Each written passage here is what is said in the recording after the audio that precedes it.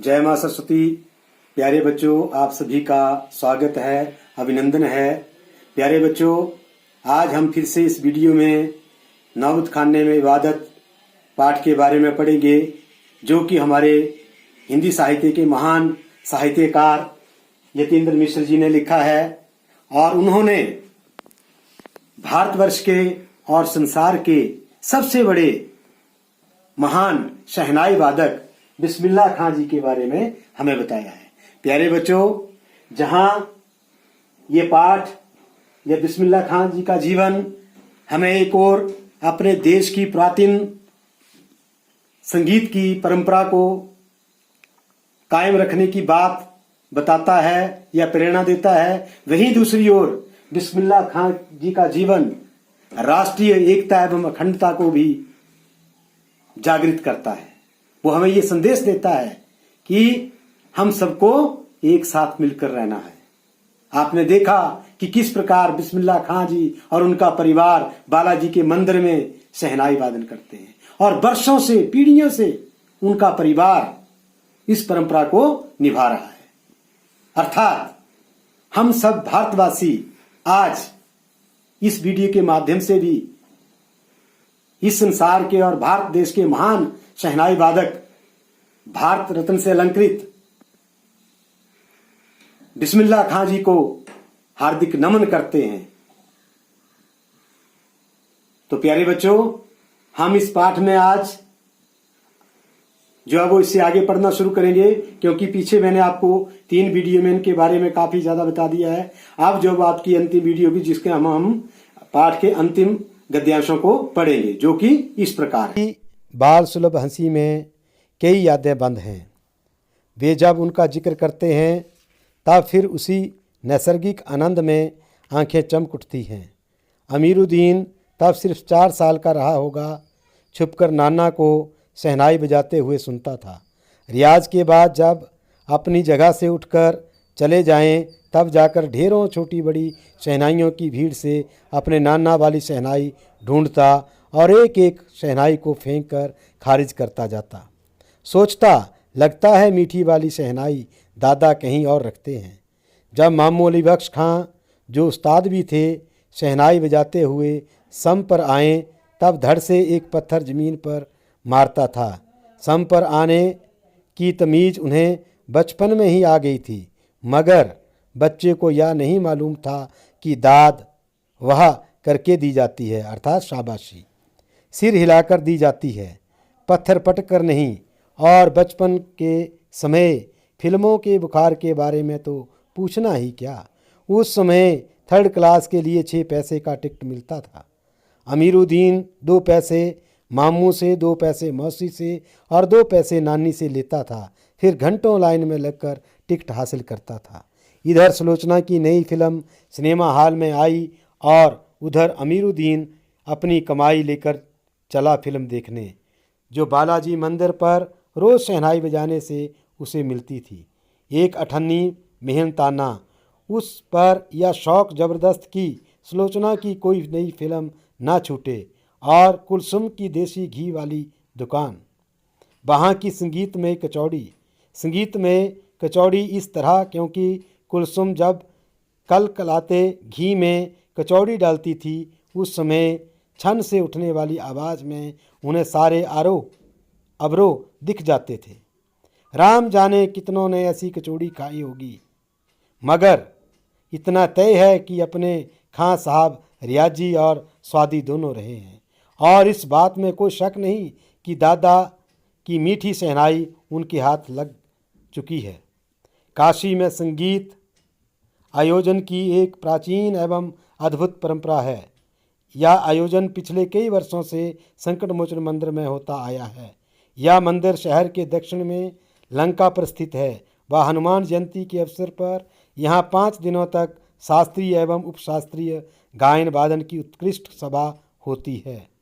इसमें बिस्मिल्लाह खां अवश्य रहते हैं। अपने मजहब के प्रति अत्यधिक समर्पित उस्ताद बिस्मिल्लाह खां की श्रद्धा काशी विश्वनाथ जी के प्रति भी अपार है। वे जब भी काशी से बाहर रहते हैं तब विश्वनाथ व बालाजी मंदिर की दिशा की ओर मुंह करके बैठते हैं। थोड़ी देर ही सही मगर उसी ओर शहनाई का प्याला घुमा दिया जाता है और भीतर की आस्था रीढ़ के माध्यम से बजती है। खां साहब की एक रीढ़ 15 से 20 मिनट के अंदर गीली हो जाती है, तब वे दूसरी रीढ़ का इस्तेमाल कर लिया करते हैं। अक्सर कहते हैं, क्या करें मियाँ, ई काशी छोड़कर कहाँ जाएं? गंगा मैया यहाँ, बाबा विश्वनाथ यहाँ, बालाजी मंदिर यहाँ। यहाँ हमारे खानदान की कई पुश्तों ने शहनाई बजाई है। हमारे नाना तो वहीं बालाजी मंदिर में बड़े प्रतिष्ठित शहनाईबाज रह चुके हैं। अब हम क्या करें, मरते दम तक ना यह शहनाई छूटेगी ना काशी। जिस ज़मीन ने हमें तालीम दी, जहाँ से अदब पाई, वो कहाँ और मिलेगी। शहनाई और काशी से बढ़कर कोई जन्नत नहीं इस धरती पर हमारे लिए। काशी संस्कृति की पाठशाला है। शास्त्रों में अनंत कानन के नाम से प्रतिष्ठित काशी में कलाधर हनुमान व नृत्य विश्वनाथ हैं। काशी में बिस्मिल्लाह खां हैं। काशी में हजारों सालों का इतिहास है, जिसमें पंडित कंठे महाराज हैं, विद्याधरी हैं, बड़े रामदास जी हैं, मौजूदीन खां हैं व इन रसिकों से उपकृत होने वाला अपार जनसमूह है। यह एक अलग काशी है, जिसको अलग अलग तहजीब और अपनी बोली और अपने विशिष्ट लोग हैं। इनके अपने उत्सव हैं, अपना गम, अपना सेहरा बनना और अपना नौहा। आप यहाँ संगीत को भक्ति से, भक्ति को किसी भी धर्म के कलाकार से, कजरी को चैती से, विश्वनाथ को विशालाक्षी से, बिस्मिल्लाह खां को गंगा द्वार से अलग करके नहीं देख सकते। अक्सर समारोहों एवं उत्सवों में दुनिया कहती है, ये बिस्मिल्लाह खां हैं। बिस्मिल्लाह खां का मतलब बिस्मिल्लाह खां की शहनाई। शहनाई का तात्पर्य बिस्मिल्लाह खां का हाथ। हाथ से आशय इतना भर कि बिस्मिल्लाह खां की फूंक और शहनाई की जादुई आवाज़ असर हमारे सिर चढ़कर बोलने लगता है। शहनाई में सरगम भरा है। खां साहब को ताल मालूम है, राग मालूम है। ऐसा नहीं कि बेताले जाएंगे। शहनाई में 7 सुर लेकर निकल पड़े। शहनाई में परवरदिगार गंगा मैया उस्ताद की नसीहत लेकर उतर पड़े। दुनिया कहती सुबहान अल्लाह, तिस पर बिस्मिल्लाह खां कहते अल्हम्दुलिल्लाह। छोटी छोटी उपज से मिलकर एक बड़ा आकार बनता है। शहनाई का कर्तव्य शुरू होने लगता है। बिस्मिल्लाह खां संसार सुरीला होना शुरू हुआ। फूंक में अजान की तासीर उतरती चली आई। देखते देखते शहनाई 1.5 शतक के साज से 2 शतक का साज बन साजों की कतार में सरताज हो गई। अमीरुद्दीन की शहनाई गूंज उठी। उस फकीर की दुआ लगी जिसने अमीरुद्दीन से कहा था, बजा बजा। किसी एक दिन एक शिष्य ने डरते डरते खां साहब को टोका, बाबा आप या क्या करते हैं? इतनी प्रतिष्ठा है आपकी, अब तो आपको भारत रत्न भी मिल चुका है। या फटी तहमत ना पहना करें, अच्छा नहीं लगता। अब भी कोई आता है, आप इसी फटी तहमत में सबसे मिलते हैं। खां साहब मुस्कुराए, लाड से भरकर बोले, धत पगली, ई भारत रत्न हमको सहनैया पे मिला है, लुगिया पे नहीं। तुम लोगों की तरह बनाव सिंगार देखते रहते तो उम्र बीत जाती, हो चुकती शहनाई, तब क्या खाक रियाज हो पाता। ठीक है बिटिया, आगे से नहीं पहनेंगे, मगर इतना बताए देते हैं कि मालिक से यही दुआ है, फटा सुर ना बख्शें। लुंगिया क्या है, आज फटी है तो कल सी जाएगी। सन 2000 की बात है। पक्का महाल काशी विश्वनाथ से लगा हुआ अधिकतम इलाका से मलाई बर्फ़ बेचने वाले जा चुके हैं। खां साहब को इसकी कमी खलती है। जब देसी घी में वह बात कहाँ और कहाँ वह कचौड़ी जलेबी। खां साहब को बड़ी शिद्दत से कमी खलती है। अब संगतियों के लिए गायकों के मन में कोई आदर नहीं रहा। खां साहब अफसोस जताते हैं, अब घंटों रियाज को कौन पूछता है। हैरान है बिस्मिल्लाह खां, कहाँ वह कजली चैती और अदब का ज़माना।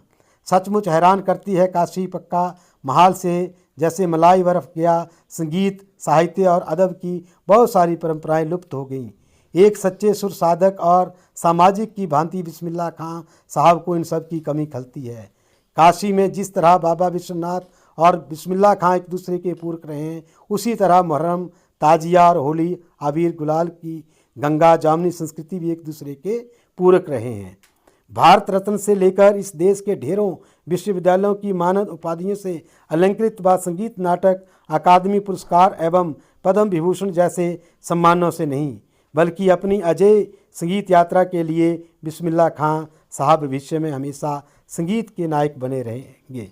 90 वर्ष की भरी पूरी आयु में 21 अगस्त 2006 को संगीत रसिकों की हार्दिक सभा से विदा हुए खां साहब की सबसे बड़ी देन हमें यही है कि पूरे 80 वर्ष उन्होंने संगीत को संपूर्णता व एकाधिकार से सीखने की जिजीविषा को अपने भीतर जिंदा रखा। तो प्यारे बच्चों, ये बिस्मिल्लाह खां जी के बारे में जानकारी थी।